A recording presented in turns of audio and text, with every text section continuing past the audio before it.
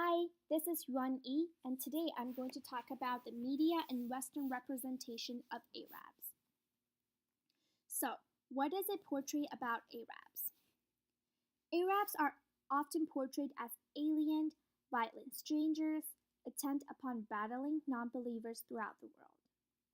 The creation of the evil Arab in the American popular film relies on their characteristic confrontations with our ideologies and myths. And so the Arabs are imagined only to exist and act in relation to our ideologies and myths, such as the word sheikh means literally a wise elderly person, the head of the family, but you would not know that from watching any of the Hollywood sheikh movies. And I will be talking about that more in the later slides. Arabs are conceptualized in the Western media with a drastic effect which scars the Western people. Distorted images, fabricated views, overgeneralization, which typically characterize the Western representation of Arabs. The Western representation of Muslims and Arabs is not a recent fabrication. It has been going on for many, many years. One-dimensional prospect of Arabs, and the misrepresentation for propaganda, and disparaged Arabs whose tarnish negative images. Arabs have been singled out as objects of prejudice, revulsion, and despise.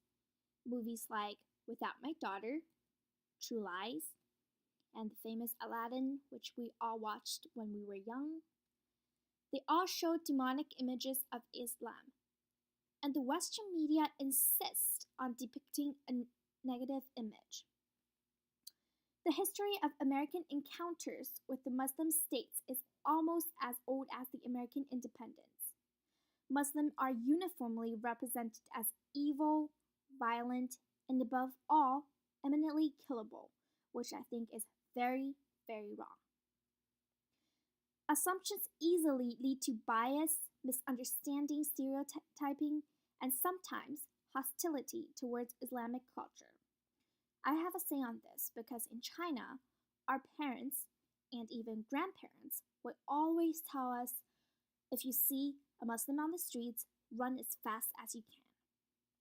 So from this, we can see that once a negative image of a culture is formed, it becomes rigid, enduring, and difficult to change. So, why does the West do so? Some say it is because of the so-called devil theory of Islam, or maybe the conspiracy against Islam. And also, Arabs are currently seen as terrorists and murderers according to the Western media. Arab movie stereotypes are wealthy, barbarians, uncultured, sex maniacs, terrorists, and religious fanatics, such as the movies Not Without My Daughter, True Lies, and Aladdin. Generalizations about Islam have become the last acceptable form of foreign culture in the West. What is said about the Muslim mind or character or religion cannot now be said in mainstream discussions about Africans, Jews, or Asians, which I think is very unfair. Most American minorities can expect fair cinematic representations from Hollywood, but not Arab American and Muslims. Many directors actively choose to include such stereotypical characters and settings in their movies when depicting the Arabs and Muslims. For example, in some movies, the Arab and Muslim are depicted as greedy who use oil, a natural and indispensable resource.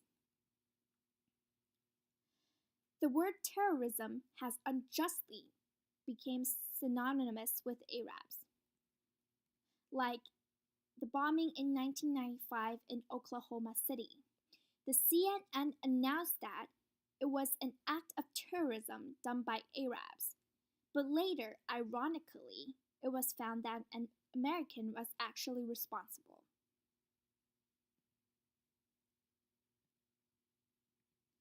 The US media has a direct and straightforward effect on the audience. And while the media can fashion spectators into atomized consumers or self-entertaining nomads, they can also construct identities and alternative affiliations.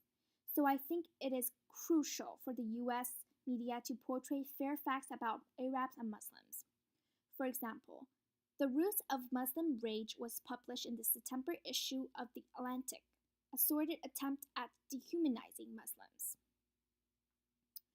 Today, media is used to represent the cultures of Africa, Middle East, different colonies, and other parts in Asia.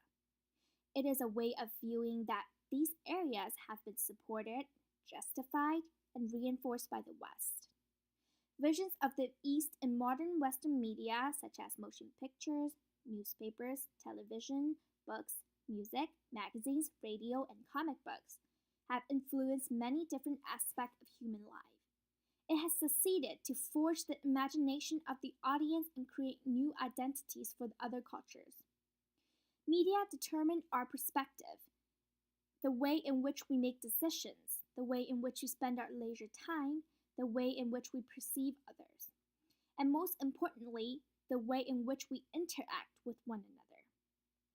The US media and the Middle East, through various degrees, dominate media.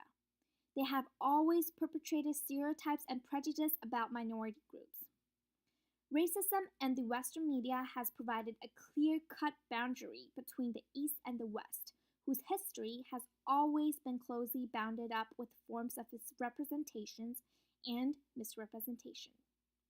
So, some of the misrepresentation of the Arabs is based on a socio-political negative image. Arabs are often misrepresented as thieves, savages, and murderers. For example, in the two films during the silent movie era in 1920s, such as The Sheik and Son of the Sheik.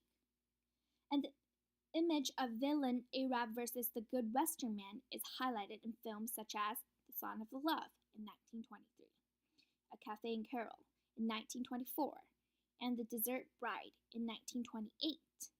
And also, A Son of the Sahara in 1924 stresses racial love. The situation in America and Hollywood is far more complicated. Arabs are usually seen as terrorists, such as in the movie The Wind and the Lion in 1975, and anti-Islamic sentiments fervently propagated to dehumanize the Arabs, such as in the movie True Lies in 1994. Still in moving pictures using technological tools. Aladdin shows negative stereotypical imagery and lyrics. Offensive speech shows itself in the opening song, Arabian Nights. So think about my generation. Everyone around me have watched Aladdin when they were young. So think about how this will have impact on them and how this will shape their views about Arabs and the Muslims. Here are some movies from the West that depict a wrong image of Arab and Muslims. The Attack, Planet of the Arabs. In conclusion, I think the only possible solution to such misrepresentation is to hold unprejudiced criteria when studying Islam and to scrutinize every minute detail meticulously, so that one can pass a true judgment, not just mere groundless generalizations. And here are the references. Thank you for listening to my speech.